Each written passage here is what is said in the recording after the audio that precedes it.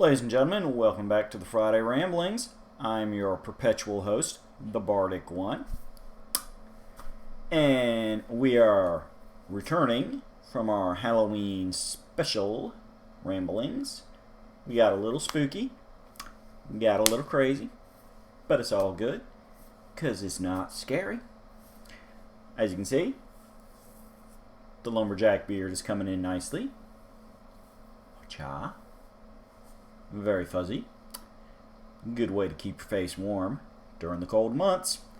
So we're going to kick off the ramblings with something a little bit different. You might know if you peeked at the title and really thought about it, but we're going to assume you didn't let yourself get spoiled too much. We're going to discuss the membership of the Fantastic Four. I know what you're thinking, what's the big deal? We know who's in the Fantastic Four. They've had movies, they've had cartoon shows. Yeah, it's Mr. Fantastic, his wife, the Invisible Woman, her younger brother, the Human Torch, Reed's best buddy since college, the Thing. We know the Fantastic Four. Well, here's the plot. Twist. There have been more than 4 people in the Fantastic Four. Four. More than 4 in the 4. Because at various points in times, different members have temporarily left the team for personal reasons, and as such, replacements have been needed. Thing is, this happens a little more often than you'd think. So, real quick, we're not going to try to have like an epic 2-3 hour video, although we could easily take this long discussing the many decades deep lore of the Four. We're going to do a run through of the other people who have been official members of the Fantastic Four, as well as some closely associated allies, to just give you a sense of how deep Marvel's first family of heroes really goes. So, let's boogaloo and get right to it. Now, your first replacement is Crystal, who is a member of the royal family of the Inhumans. Now, she was for a time the girlfriend of Johnny Storm, the Human Torch, and served as a replacement for the Invisible Woman during her pregnancy with Franklin Richards, and served a second term when Reed and Susan Richards took a leave of absence from the team. A little while later, her older sister Medusa, also royal family of the member of the royal family, served as a replacement for the Invisible Woman during a time when she was going through a marital separation from Reed. She would later rejoin a substitute Fantastic Four team in much more recent years, along with a few others that we will get to later on. But let's keep rolling. During a time when the Thing briefly lost his powers, the original hero for hire, Luke Cage, who at that time was known as Power Man, was hired by Mr. Fantastic to serve as a member. One of the most famous replacement fours,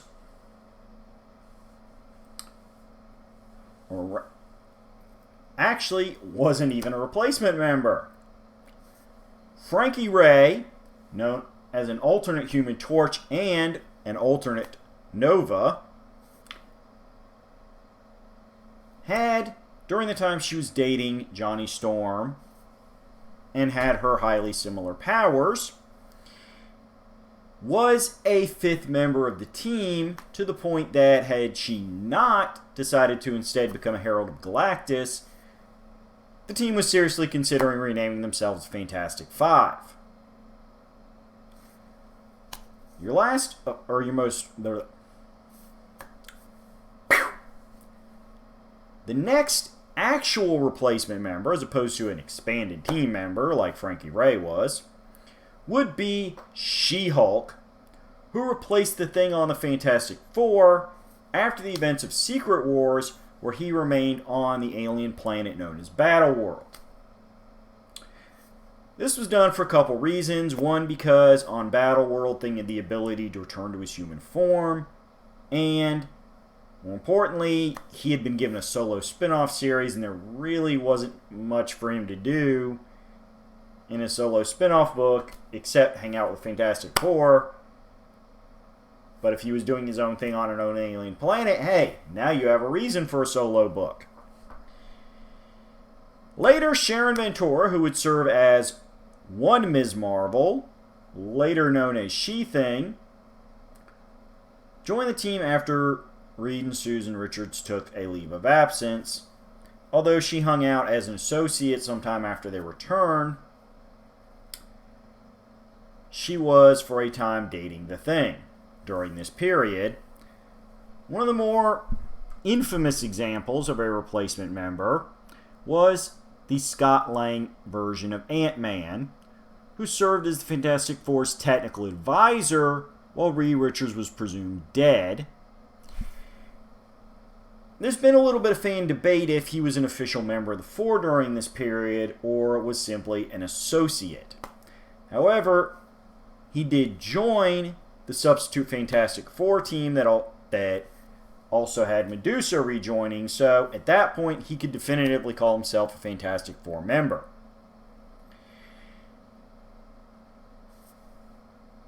Former New Warrior Namorita, cousin of Namor the Submariner, a longtime frenemy of the Fantastic Four, and occasional girlfriend of the Human Torch, joined temporarily during a mission into the Negative Zone to rescue Reed, Sue, and Ben.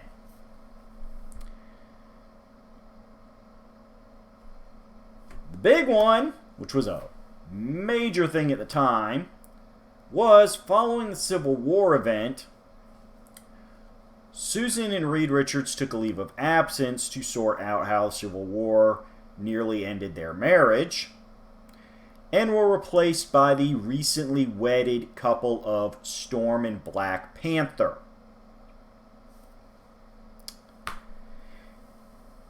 This was a period that did last for a short time, but was kind of iconic on the modified Fantastic Four roster due to the fact that Storm and Black Panther were the first replacements that had already been established major characters on other teams in their own rights. Black Panther himself had long had a solo comic, as well as being a occasional member of the Avengers, Storm being one of the iconic X-Men. So this was a major one to note. We have,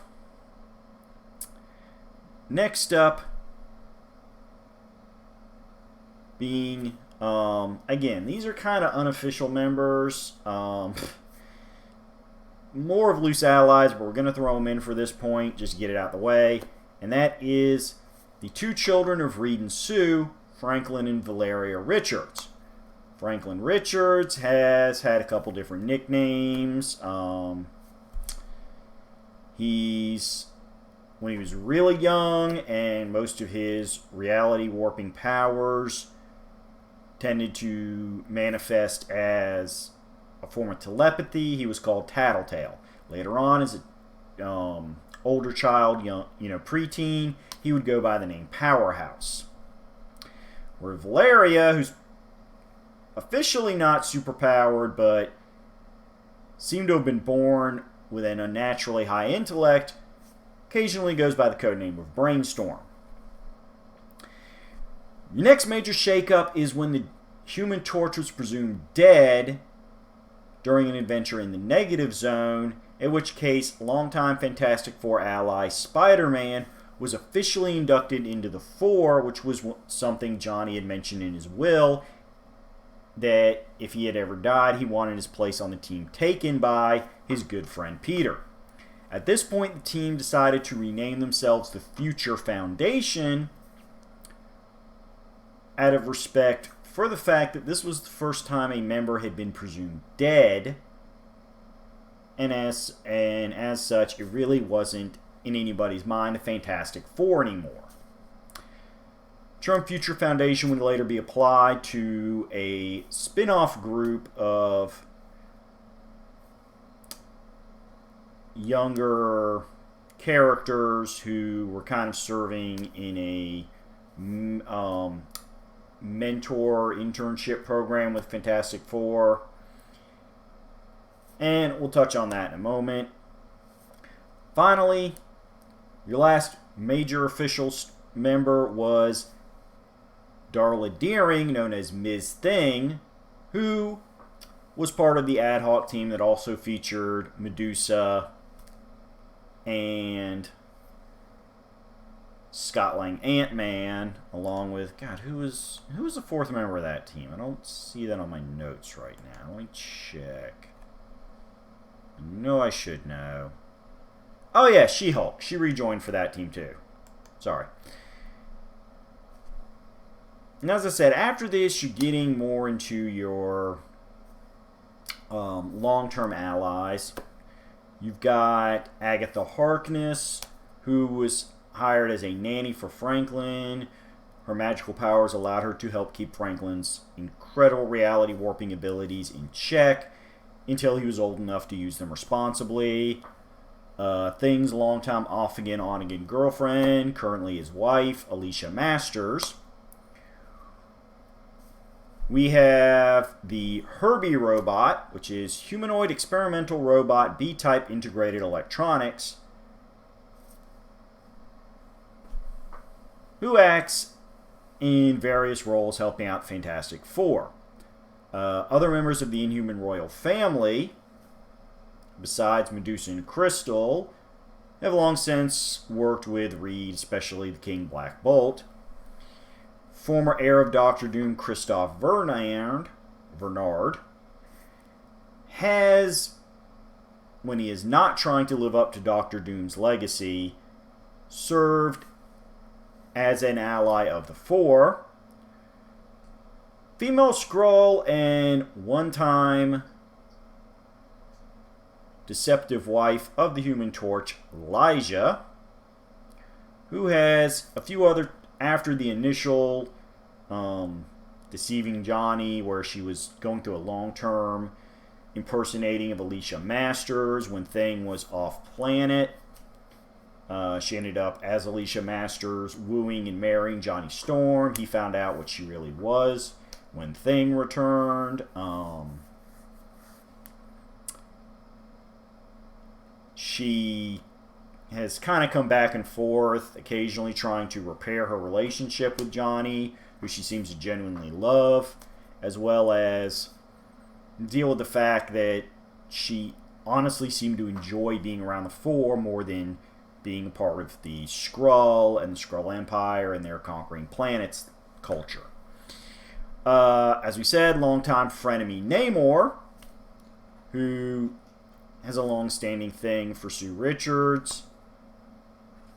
He will help out the Four, but he usually does it mostly as an excuse to hang out with Sue and Needle Reed, although he has admitted over the years that he does respect the hell out of Reed, and most of it is based around the fact that, in all honesty, Reed's habit of being 90% logic tends to make Namor feel like Reed does not appreciate Susan properly.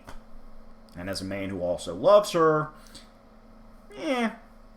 it's his own way of kind of, reminding Reed, dude, you can be a superhero, you can be a scientist, but, keep some attention on your wife, because she deserves it. She's a good woman.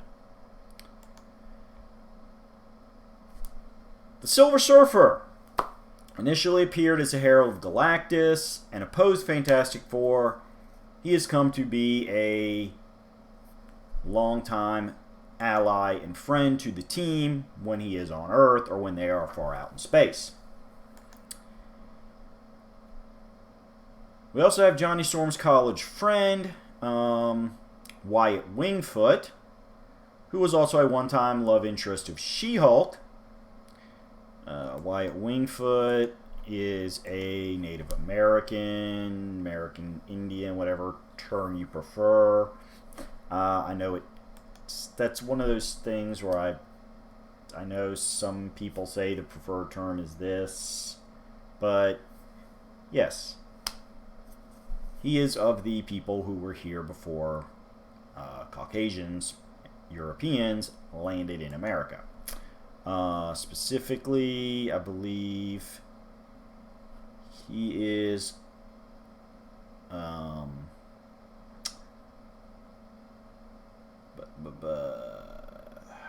think he is a tribe known as Kawazi, which I'm not really fully versed on the different tribes and their histories, but that is the tribe the comics say he is part of. So, as I said, that's pretty much it for the rundown of the Allies. There was a separate Fantastic Four team that appeared in a couple arcs that was composed of the Hulk, Spider-Man, Wolverine, and the Danny Ketch version of Ghost Rider.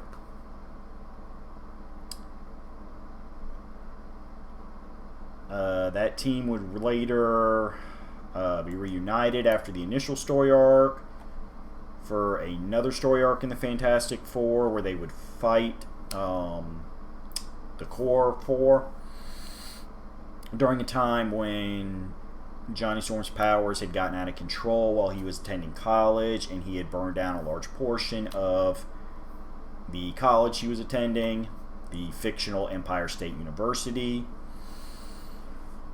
And so the Substitute Four was put together to bring him in so he could speak to the authorities about the fire, and it was a thing. The major impact of that second storyline was that during the battle, Wolverine slipped into one of his berserker rages and managed to slash open the Thing's face, leading to a period in the 90s where the Thing wore a full head mask to cover the scars on his face until they could heal, as well as the fact that, being somebody who had always kind of had an issue with his appearance, being the only non-human looking member of the Four, having that appearance look even nastier with this, big old pussy clawed scar thing on his face didn't help the situation. Either as far as him wanting people to see his face. That substitute version of the Four would later be kind of pseudo-referenced, pseudo-sequelized during a later Venom series in which they had a storyline called Circle of Four where that Venom, who was at the time Flash Thompson, as opposed to the classic Eddie Brock, teamed up with Red Hulk, X-23, who was the substitute for Wolverine, and the version of Ghost Rider where the host was the female Alejandra Jones, as well as there being a third version of the Substitute Four in which you had the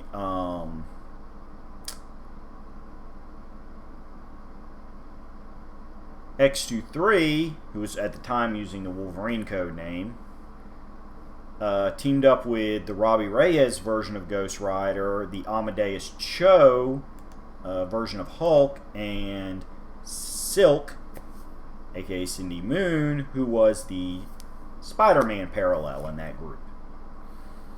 So, here you go. Let's break this down. We have 3 versions of the Substitute Four. You also have 1, 2, 3, 4, 5, 6, 7, 8, 9, 10, 11, 12 other alternate recruit members of the 4. That means you can actually form 3 other Fantastic Fours, not even counting the loosely affiliated allies. So that means you could have 4 Fantastic Fours operating at once, technically. And that's not even counting that ad hoc, never officially called that, Substitute 4. See? Things get a little weird and complicated. So where does that leave us? Well, as I said, the Fantastic Four membership and gets a lot deeper than people thought. The lore runs a lot deeper. And in the end, it brings up the question. At the end of the day, how core is the 4? You know, eventually the writers will always revert it back to the first family.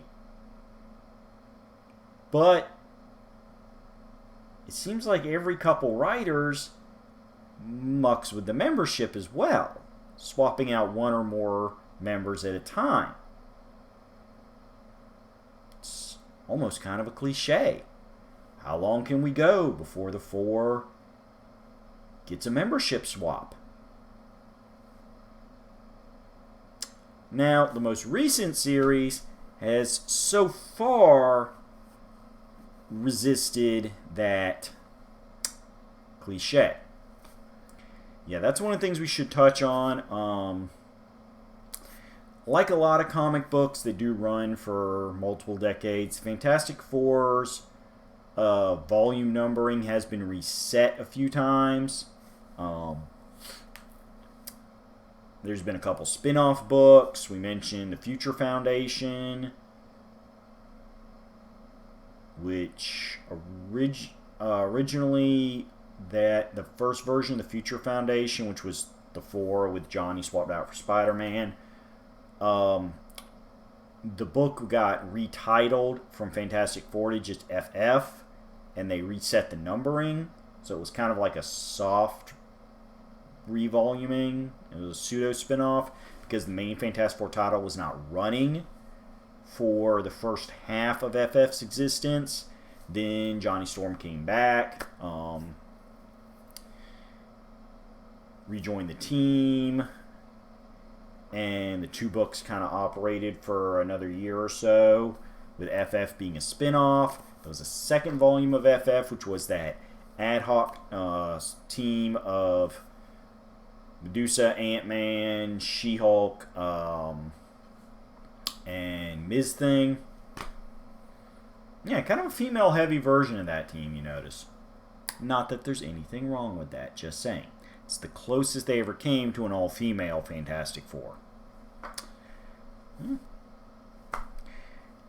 These things happen.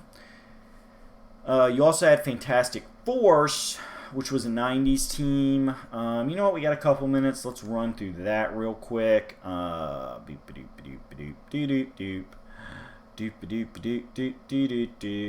is my references to that? Where's my notes on Fantastic Force? Okay, I lost those notes. Give me half a tick here.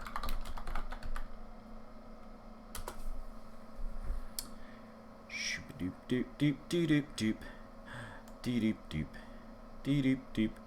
All right, so let's see. Fantastic Force was a spin-off team consisting of the grown-up Franklin Richards, who's calling himself Psylord, Huntara, whose identity kind of went back and forth a couple times over the 18 issues of the book, but for most of it, she was treated as Franklin Richards' aunt from an alternate dimension. Vibraxis, who is a Wakandan with the power to generate vibratory force, and Devlor, an Inhuman who could transform into a large ape-like creature. Vibraxis would later become a supporting character in the Black Panther series. And Black Panther himself served as an unofficial member of the team, joining him in the field on occasion, and also funded the Fantastic Force. For a short time, Johnny Storm became team leader. Just before the series was canceled, Huntara left the group, and her slot on the team was filled by She-Hulk. So, there you go. She-Hulk kind of doing a little bit of different duties, as did Black Panther. As I said, the spin-off book only lasted for 18 issues. Though they later did a new miniseries in 2009. A team was composed of the last superheroes of a bleak future who brought the remaining members of the human race to the present day, where they settled on an artificial copy of Earth.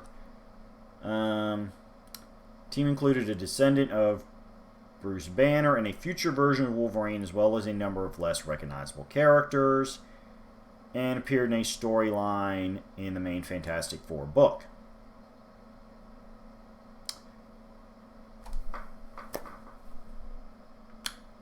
So, there's your rambling for the day.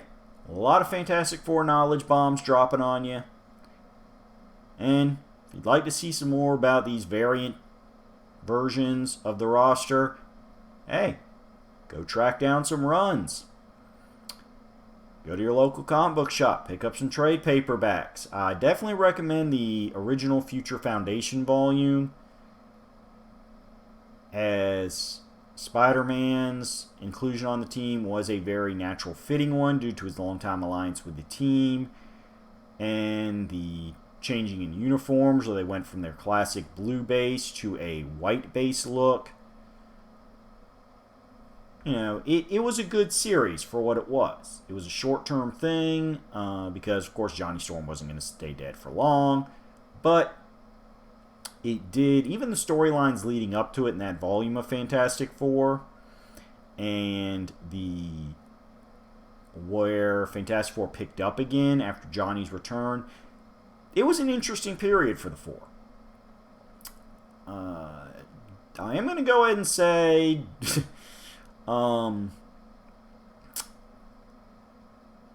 all honesty, the first volume, which is going to be your iconic run, it lasted from the team's founding up until the Onslaught event in the mid-90s.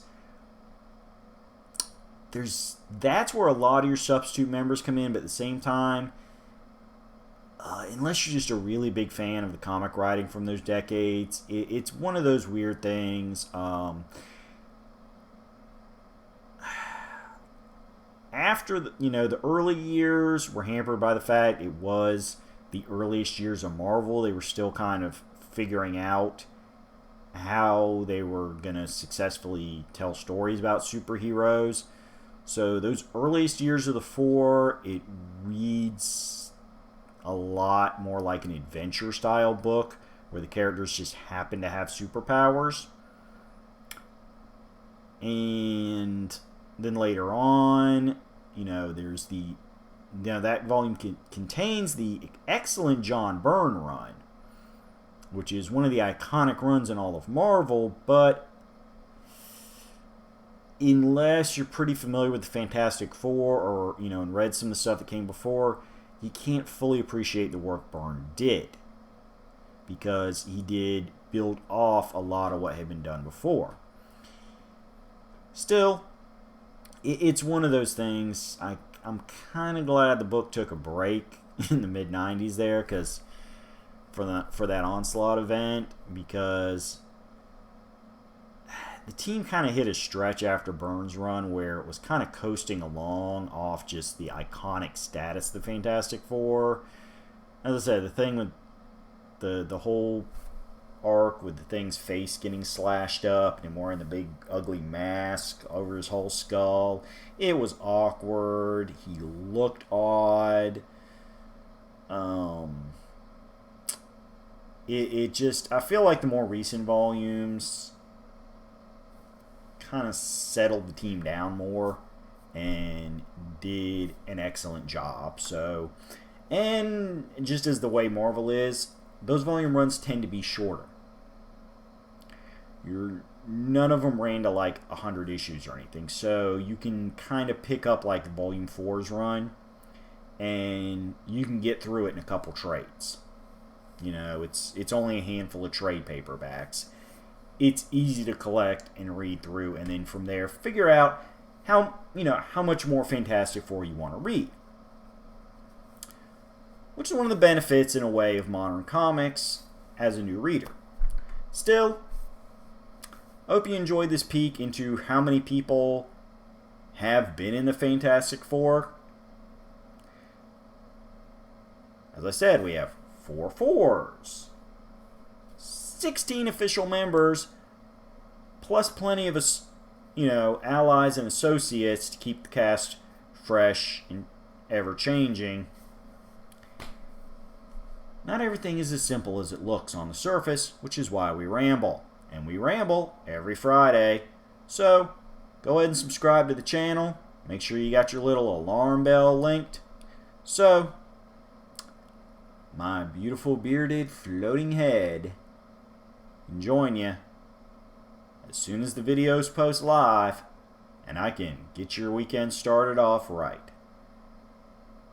Keep joining us. We're going to pop culture every week, and it's going to be fun. We don't get too negative here, folks. Don't be afraid. Bye-bye now.